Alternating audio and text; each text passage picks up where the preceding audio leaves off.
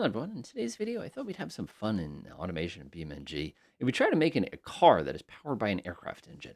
So the first challenge of course is to build an aircraft engine, and unfortunately for us, or fortunately, Google Bard has done a nice little job here of kind of giving us some kind of common airplane engines as well as their bore and stroke. It even did a nice job and did things in millimeters. Again, AIs are great and really takes the fun out of it.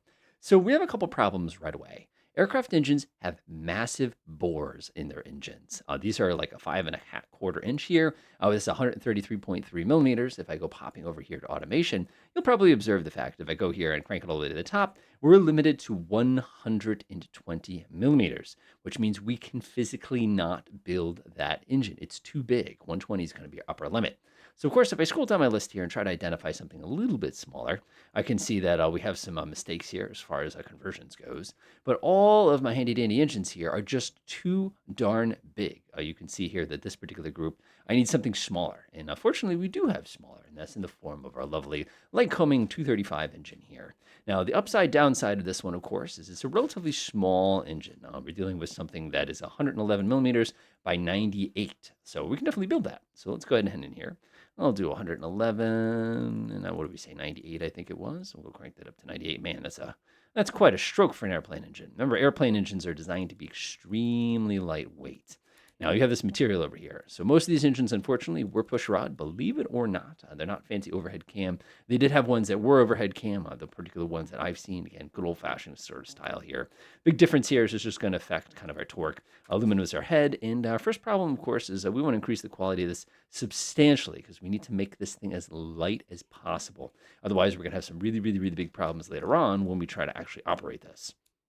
In here, obviously, we've got steel cast forged. Try to keep this thing as lightweight as possible. Our quality already is pretty darn high in that thing, so we'll leave it at 10. 10 is pretty good. Again, these are aircraft engines. They're very, very high quality. Not quite what I think of when I think of an aircraft engine. Usually the individual cylinders just kind of hang out in the wind here, sort of a thing like that, which makes it a little different. So our next phase, of course, is we're going to have to go get the rest of it set up. We'll pop over here real fast. Whoops, make sure I picked it. Oh, we do not need a harmonic dampener. Unnecessary. Coming over here, compression. Obviously, this is an aircraft engine. This is going to be pretty high compression. Cam profile is going to be basically nothing. You'll see why in a minute. Springs and lifters, I'm just going to guess 40 here. RPM limit. That's the best sound effect I can make to go down. Quality, again, we'll boost it up to about 10 or so. Again, we need to make this thing as light as possible. It's going to be expensive, but it is an aircraft engine. These things are $55,000, $60,000 a piece. So let's make it worth it kind of thing. No turbocharger. Carburetor, of course, we're going to need the one that's going to give us really, really, really good fuel flow here. So unfortunately, I'm going to go with the TCOE, even though we didn't have one of those. It was probably a single barrel kind of a thing, which obviously it's going to be a little bit lighter, but at the same time it's not kind of the best efficiency, and we'll deal with that kind of issue later on. So carburetor size, it's going to be pretty small. Of course, intake manifold, we have a lot of choice here as far as what we want to do. With performance high, this is probably going to be too big. Fuel-wise, we're going to throw in some AV gas, which is a pretty fun little fuel to stick in here. Crank that up. I'm just going to estimate probably about 65 on this. Obviously, we want to boost the quality on this one as well. Next page, obviously, we don't normally have a lot of this stuff. This is kind of a non-issue when you're dealing with airplane engines because you just kind of blast it off the side kind of a thing like that. So having a little cast mid-range one like that is that's really long for an airplane engine. Just kind of poke out the side kind of a thing. All right, no mufflers. And which puts us here. So right now we're at 107.4 horsepower, which we can boost this up a little bit here, which is not great. If you recall from our little example over on the Wikipedia here, we're looking for 100 horsepower at 2,400 RPM. So if you actually were to take a look at this, 2,400 RPM, ooh, we could definitely improve this. We got a lot of wiggly room here to experiment. And obviously our current power is 106. And according to this, we can get as much as 108. It's pretty typical for this engine. So we're going to try to aim for that and kind of see what comes from that. All right, let's see. Exhaust size first. We'll go ahead and tweak that a little bit. That's a very easy way to increase power without too much work. I'll probably put it right in there. There's our 108 right there without having to change anything. Our headers are gigantic. We'll go ahead and crank these to make it a little bit better matched.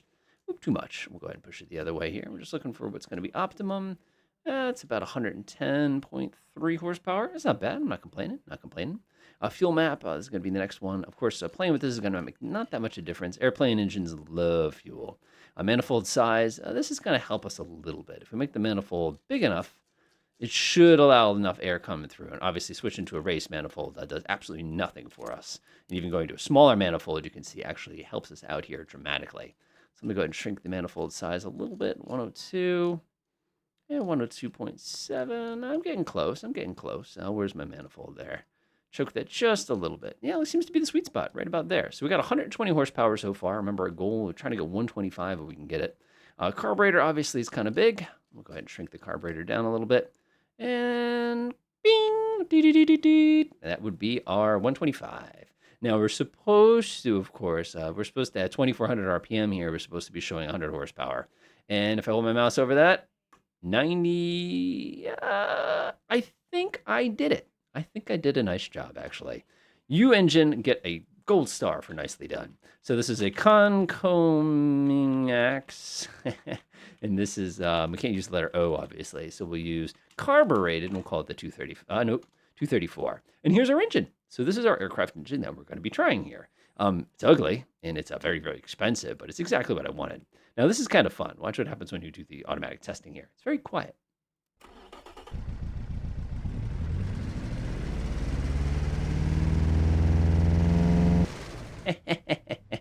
Isn't that garbage? All right, so that takes care of that. That's the engine. There's 125 horsepower, just like we wanted. It's nothing special. I'm not proud of it, but I'm not annoyed at it, if that makes sense. And it's got plenty of torque, so at least it's going to go. Our big problem is going to be speed. So let's go find a car to stick this thing into. This seems like a completely legitimate choice. So let's see here. This will be a notable aero engine. I'll do one of those, and we've already loaded the engine inside of it. So obviously all-wheel drive, because why not? And of course, coming down here, let's see, advanced automatic, advanced auto gets us 9. We need something that's going to give us a lot of gears. So I'm actually going to go with the advanced auto. And since it's a nice modern vehicle, we'll go ahead and pick an electric and all those kind of pieces there. So obviously, probably the wrong car to stick this particular engine in, but I think these things are kind of fun. If I take the bonnet off, you could see my little aircraft engine just sort of hanging out inside. This is kind of such a piece of junk. All right, let's keep going. So a paint that does not look like the color of an airplane, please. Airplanes all have the exact same color. Ding, that's better. Oh my gosh, it hurts my eyeballs. Can I make it grayish? It's just so shiny. Gazania. That sounds like a good color. All right, aircraft engines. We have to make this a true aircraft kind of situation, though. So let's go ahead and stick a nice round old light on here and put it right there. Of course, if we were doing a true aircraft, we would actually delete the one on the one side because one would be for taxiing. The other one, of course, would be for the purposes of it just kind of cruising around. So that's okay. Tail light. Aircraft don't have tail lights, but this kind of looks like a beacon. So I guess what I'm going to do is I'm just going to stick this right here on the back. Let's turn it around. There we go. That's embarrassing. So now we have our tail light. So that'll help identify people that they can see us from the back, kind of a thing like that. Indicator, really? I don't have indicators on airplanes. I guess I'll just sort of stick this. Ew. That's that's offensive, but that'll work perfectly for us. All right, we're dealing with an aircraft, which means air cooling. So we need the most venty vent that we can possibly vent. Let's see here. I'll grab one of these. I'll put that on the nose like that. We'll stretch it out the whole way. We'll grab ourselves another vent underneath. Again, we're an aircraft, so we have to make this nice and big. He's kind of happy. It talks like this. So that one looks pretty good to me. Oh, there's even more vents. I'll stick some more vents on that here. And we'll stick it right up, probably on the nose, but we'll go ahead and rotate those so it looks a little bit more logical. And this does not have to make sense. This is just an experiment on can we, not should we, kind of a thing like that. And that looks pretty darn good. It definitely needs a little like spoiler and stuff on the back, but we'll get that. We need a intake, of course, because, why not? Of course, if we were doing this properly, we'd have like a... No, just kidding. Should put that underneath somewhere. Just keep breaking it off. All right, now I'm not going to worry about that. We'll get a little lip on this thing in order to improve aerodynamics. I believe we call these a canard, so we're going to go stick that on the front there. Lower it. It's a pretty good size here. I'm going to change mode and just lower it just a little bit. Delightful. So now we have a little piece on the front there. Coming off the back, of course, we need a spoil. We're an airplane, so we're definitely going to... Ooh, look at this ugly thing. We'll have to add ourselves a wing. That looks pretty obnoxious. Right there. Ooh. They'll never see us coming. Let's see, fuel cap. Of course, we're in airplanes, so the fuel tank cap is going to have to go on the roof for some reason. No, let's put it right there. Well, actually, I should technically put it on the wing, but I'm not going to worry about that. Handles, we'll go ahead and put these super sci-fi handles that everybody is using these days. I just got these on the most recent vehicle that I have, and it's interesting. Mirrors? There's no mirrors on an airplane. What joke is this? We'll go ahead and put some nice chunky... Why is it so tiny? Go ahead and make it a little bit bigger there so people can actually see behind them. Oh, yeah. Oh, yeah. No, this is going to be a piece of junk. I love it. All right, aerial. Obviously, we need the most aerodynamic one, so we're going to go stick that one right in the middle. But don't forget, we're supposed to be emulating airplane engine stuff here, so we're also going to have to come in here. And I don't know, I guess we'll add one of these things. We'll put one of those here because you need your transponder antenna. We'll go ahead and mirror to the opposite side like that. There, now we have enough antennas. Sweet. License plate. We don't have a license plate, so I guess I'll stick it like we do on airplanes. Stick it on this, put it like right there. Is that a legitimate spot? Or do I have to kind of put it here? And put it right there. Let's poke it out just a little too much. And there we go. So that's just like an airplane there. So we'll just stick the license plate kind of hanging off the side. No, that is just so offensive. I can't stand it. All right, so we'll go stick it on the back. California, of course, it has to be somewhere out in the Midwest because New York doesn't really make airplanes. California, that looks pretty good. All right, cool. I like that. I mean, it looks kind of cool. It's going to be painful to drive this thing. I'm telling you right now. All right, we've got ourselves a little nose emblem because we are notable. You know, my Legend company would not produce such a ridiculous vehicle. Let's see here. We need some classic. I need nice, boring airplane tires. Oh, yeah, nice and boring. Kind of looks like a little propeller. And then we need some exhaust. Of course, the exhaust in this thing would come out the side if it's anything like all the airplanes that I fly. So it would be sticking right there. We're only a single exhaust. Ooh, look at the pipe. It goes around the corner.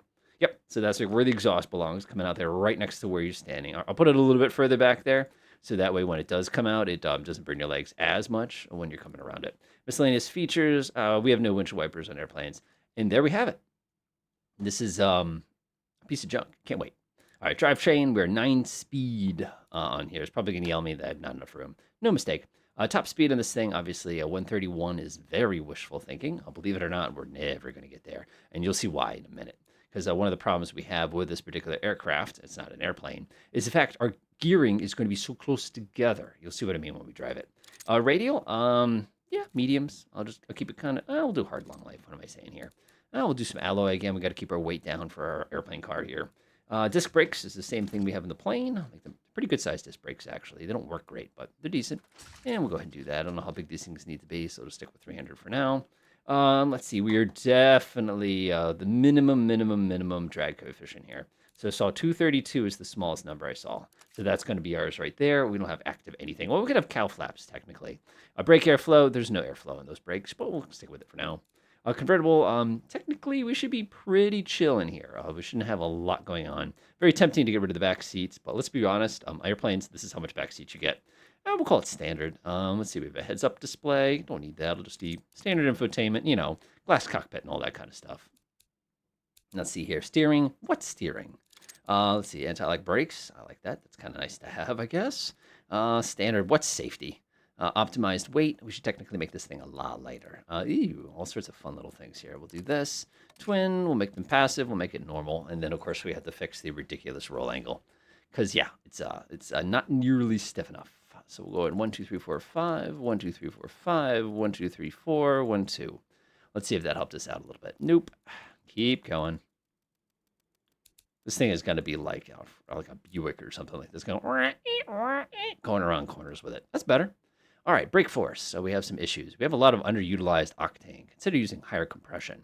That's probably the universal sign to tell me that it has deleted my airplane gasoline. Let's see here. Did it delete my airplane gasoline? Nope, it didn't delete my airplane gasoline. So leave me alone. Let's see. Front brake force is low. Rear brake force. Let's do with the brakes. Yeek.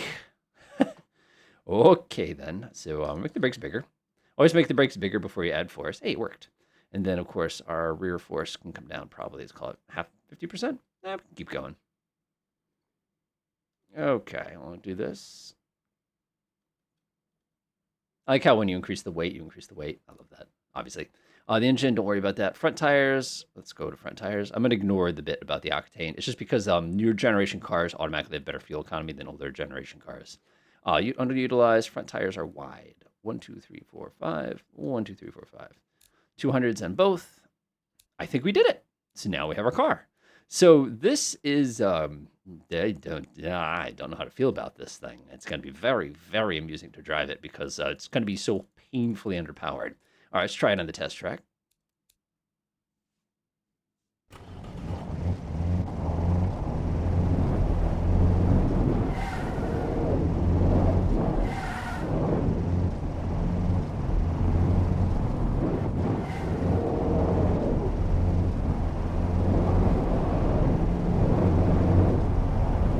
up to 100 miles an hour. All right, there we go, 144. That's actually not bad. I'm actually kind of impressed by that, not gonna lie. And there's one thing I do want to change though, and that's the fact that we're kind of heavy. I don't know if you noticed earlier, but our total weight here was actually pretty substantial, 3098. That's a lot for an airplane that only has 125 horsepower. So we're gonna cheat a little bit here. Obviously, this is gonna make it a much more expensive vehicle. Ugh. Let's see what that does for our weight here. That's gonna mess up the brakes. I'll fix that later though. Let's see, that puts our weight down to 2936. That's still too heavy for an airplane. But again, we've got body work and stuff like that.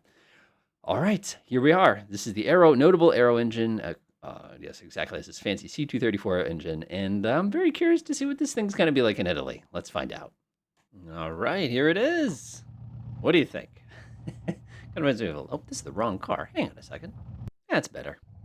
All right, nice. This is, I love these side exhausts. That's just, oh man. Oh boy. Okie dokie then. Let's get going. All right, first things first, let's go put this on to sport mode. I appreciate the camera for the hood there. It's actually decent. Did an all right job placing my head on this one, and let's get going.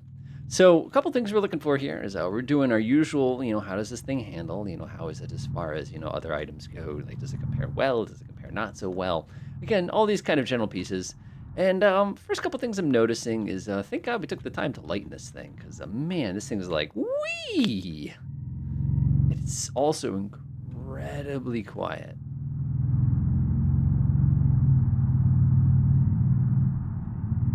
This would be, it would be a lot louder, especially because the exhaust pipe is literally next to my left ear. All right, I'm not hating it. I'm not hating it. Let's get onto the highway. We'll go ahead and take a look at our fuel economy here. Set that, and we'll do our usual 55 test here. I expect the fuel economy to be decent. One of the things you got to remember is that we did program this thing already when we designed it so that it, doesn't get up to the high revs. So it's relatively efficient. So let's see here. We're currently pulling 66 miles per gallon. So this thing is definitely efficient. So we'll go ahead and kick it back up again and enjoy the rest of our drive and picking up some speed. It reminds me a lot of cars that I drove like in my college days where, like you get on the highway and you step on the gas as hard as you could. And the reason the car had any sort of volume or, vibration and viscerality, that's a new word for you, was the fact that, it was just, your exhaust system was basically rusting out from underneath you. This thing definitely has that kind of sensation to it. But the one bit I just can't get over is just how stupid quiet it is. Like, there's absolutely no drama in the slightest how loud this thing is. I'm going to go ahead and stomp on the brakes. Oh, it's so light. I'm glad we took the time to lighten it up a little bit. It's a really improved performance in ways that you probably didn't expect. Absolutely no hesitation going around that corner also, which I was impressed with. And again, we're only doing about 55 miles an hour here. Not really rushing, which is, it's okay. It's okay. Let's come zip up this hill. This is where I have a feeling we're really going to suffer. Oh, it's not liking this very much. I mean, we're still getting highway speed, but I'm also flooring it right now. Oof. Also, like my little lack of interior here, but for my purposes, this is perfectly fine. I don't know, we're going to hit the brakes, a little bit of trail braking here as we come sneaking in. Yeah, it definitely is a slower car. I mean, we've tested a lot of cars in the last month or so, and this one's definitely the slower side. The thing, like I said, I can't get over how quiet it is. That's probably the part that I'm enjoying the most about this thing. It just kind of goes. It's very much like an EV. It's just room kind of a thing. And so far, so good. And we're getting about 14 miles per gallon on it, which, that's not bad given that I'm not exactly being gentle with the accelerator in any means. And we're averaging pretty decent speed, too, which I think is actually really impressive. We just got to watch out on this corner here that you don't... Oh, my gosh. Wow. We actually survived that. I didn't think we were. Now, one of the design mistakes I made on this, among other things, is the fact that I went all-wheel drive. There was no reason for that. So it would have been much simpler just to make this either rear-wheel drive or front-wheel drive. Also, that really, really expensive differential, even though it's making the steering on this thing like butter, it wasn't necessary. We're not fast enough to need that kind of technology. Is it nice? Sure. It's just a little too much. And you can see how it hesitates a little bit, even though I don't have stability control when we go around corners with it. It is definitely not a vehicle I would recommend people buying. I mean, obviously there's no interior, but I mean, it handles enough. I don't know how I feel about this. The silence is killing me just a little bit. That's, again, completely unrealistic because the real engine without any exhaust on it would be the loudest thing in this entire continent here. And, everyone in Europe is listening to it right now. So that's just kind of a side effect of how they did it. Obviously, if we go outside, it sounds a little different, but That's very difficult to drive a car sideways like that. All right, so far so good. So far so good. We'll come sneak around this corner. Yeah, it's very easy to drive. I mean, I don't know how much, like, again, this is the kind of stuff I drove. I would not drive cars this nice, obviously. You know, the exterior of this thing is far too nice for the kind of vehicles I operated when I was in college. But one of the vehicles I had, I think it was rated off the lot in 1992 as having something like 90 horsepower. And I think by the time I got it, like in 2000 something, it was, I didn't have all 90 or 80 horsepower anymore. It was such a project to get that thing up to speed. Of course, I had a 4-speed standard, so you could really, really chirp those tires like a pro. Please don't do that to that car. Okay, let's keep going here. So far, good. Design changes. Obviously, this handles beautifully. Like, it's way too good for what it is. Like, this car should not be this easy to drive. But again, that comes down to having that really, really nice differential. It makes a big difference. Engine-wise, as I've stated, it's just quiet.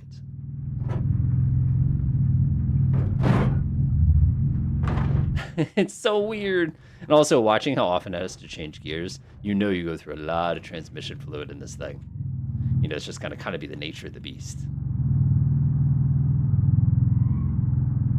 I just don't know the application for this. Like, you could put it like in a truck or something. And like I'm watching my economy progressively get lower and lower there, which does not surprise me given the fact we've been going up hills. But it's not bad, and it has some torque. Like, when you're in the lower gears and you stomp on it, it does push you back a little bit. Like, it's not completely useless. It's just, you know, you're not going to win any races with it. I don't know. I would call this experiment a success. On the positive side, noise. On the negative side, obviously, we lost a lot of efficiency of the engine itself while having to tune it so aggressively. And the fact that we have twice as much torque as we have horsepower, even though we don't have a turbocharger, I feel like that to me is an achievement. But it also comes from the fact that, you know, the red line in this thing is 2,800 RPM. So it does not surprise me that like we get something that looks like that. Things I'd go back and change, probably pick another material for this. Oh, I knew that was going to happen. Oh, we got so far. There we go. Sneak back into here, hold down the space, and spin us around. Whoops, I was supposed to be in neutral before I did that. Oh yeah, listen to that, 2,800 RPM. All right, so that's our video on our, we crunched it up a little bit on the front there. I should probably replace it real quick. There it is. So now we have ourselves a nice pretty picture of it for the video. Oh, we got to turn the tires so it looks all sorts of like fancy. Yeah, there it is right there. There's the action shot. So at the end of the day, you could definitely do that. As you can see, this little tiny engine in here, plenty of room. Like, I mean, you could get other things in here. Obviously, we could make this a better engine. There's a lot of things we could do inside of it to make it better. I love the fact you can like go down the transmission tunnel and everything, and just kind of look at the rear differential. Really, really, really, really cool, but not practical. Now, if we tried a Rotax engine, that would be a little different. But that's for another day. Enjoy.